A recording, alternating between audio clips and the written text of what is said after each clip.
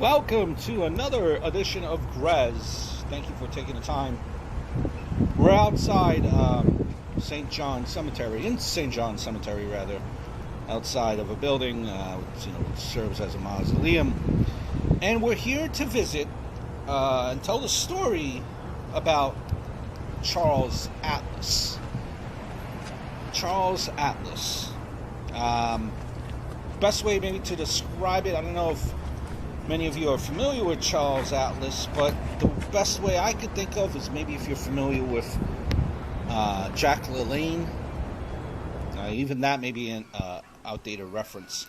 But there is the grave of Charles Atlas. I would call him the father of fitness. You probably have done, even if you're a guy that says to yourself, I'm doing no exercises, you probably have done a Charles Atlas exercise in your life by simply stretching. That's a Charles Atlas exercise. Determination and the courage to fight back. It's every young boy's worst nightmare. A day at the beach, a beautiful girl on your arm, and a well-built bully who kicks sand in your face. You don't have to be a 97-pound weakling and have someone kick sand into your face.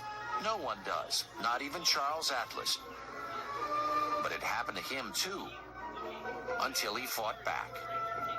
Charles Atlas. So as you could see, the genesis of Charles Atlas becoming Charles Atlas was he was bullied. He was being picked on. Literally, that was a true story. He was at the beach with a girl.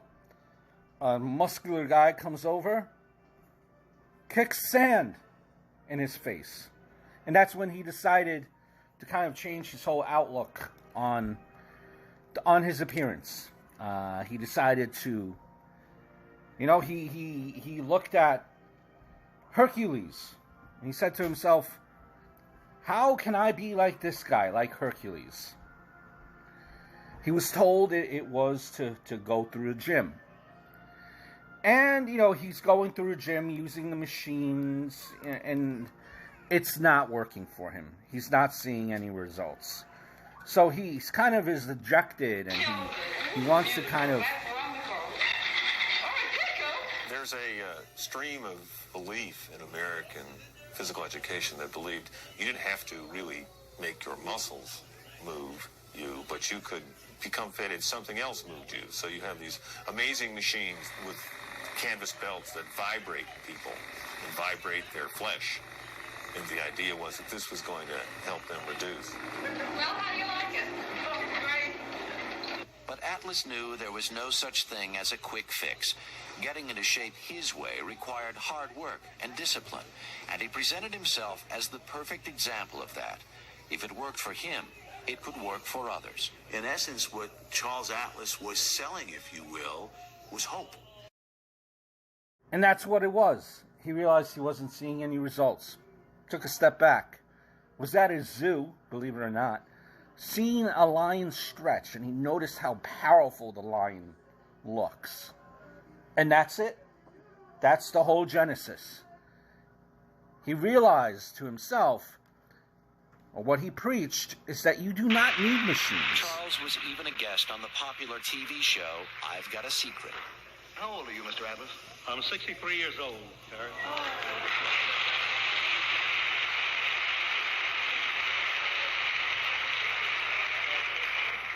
Well, how do you go about this? I know the system is called dynamic tension. That's right. You do not need machines. Rather, simple exercises, which you would later name dynamic tensions, was the key to being built and physique. All the machines that were out there during that time, he said, were gimmicks. Doesn't help. You need to have a positive mind, positive body, eat right, eat clean, don't drink, don't smoke. Simple exercises, dynamic tensions, which you could do at home.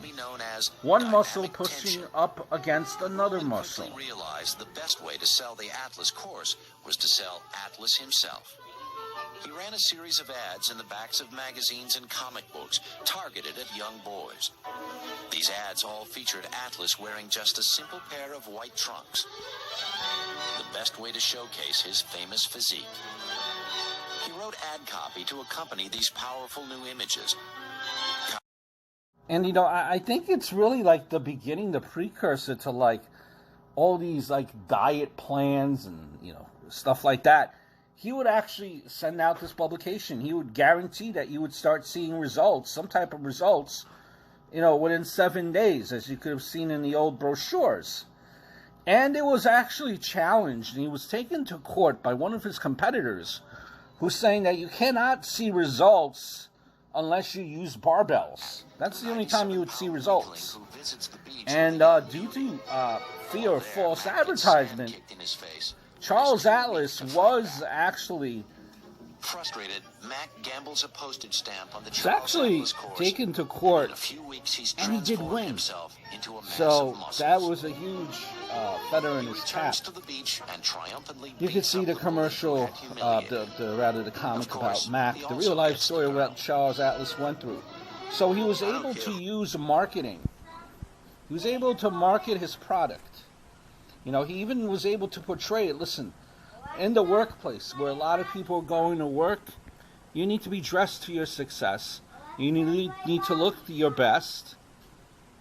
And he also changed the way what people were eating for dinner. They were eating fatty foods. Again, eat clean, eat right, exercise every day. The father of fitness. And it wasn't a gimmick. It was something that was practical.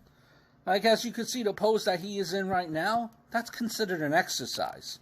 So it was so practical, so easy, so inexpensive, simple rules, simple frame of mind, that during World War II, when a lot of soldiers were trying to enlist, and because they were failing the physicals and they were out of shape, they hired Charles Atlas to kind of bring results, get the army, the troop in shape. A real legend and kind of ingrained exercise.